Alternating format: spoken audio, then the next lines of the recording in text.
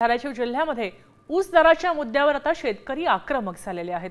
धाराशिवमध्ये ढोकी परिसरात विविध गावात शेतकऱ्यांनी एकत्र येत ऊस दरासाठी लढा उभारण्याचा निर्णय केलेला आहे। कारखानदार संघटना एकत्र येऊन शेतकऱ्यांची लूट करतायत। FRP प्रमाणे भाव मिळावा या मागणीसाठी शेतकऱ्यांनी बैठक घेतली आहे। आता भाव न मिळाल्यास शेतकऱ्यांनी तीव्र आंदोलनाचा इशाराही दिलेला आहे। उसाला भाव जाहीर होतो मग धाराशिव मधल्या कारखानेच का करत नाहीत असा सवाल यावेळी शेतकऱ्यांनी उपस्थित केला। आमच्या गावाला कारखाना आहे तिथं काय भाव भेटत नाही। शेजारचा तडोळ्याचा कारखाना आहे ते 2600 आणि 2700 म्हणते। अहो गावाला तुला 3150 रुपये भाव द्यायला लागला आणि तुमच्या गावात 2600-2700। इकडं आंबेडकर 2600-2700।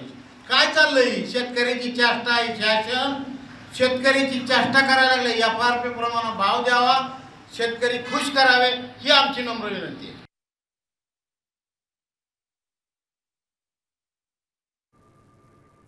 आपण पाहतोय योग्य दर न दिल्यास आंदोलन करू असं धाराशिव मधले शेतकरी म्हणतायत।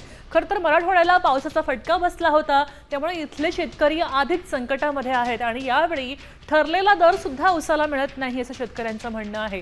तेव्हा उसाला योग्य दर द्यावा। जर उसाचा कारखाना आमच्या भागामध्ये आहे तर दर का मिळत नाही असा प्रश्न उपस्थित करतायत।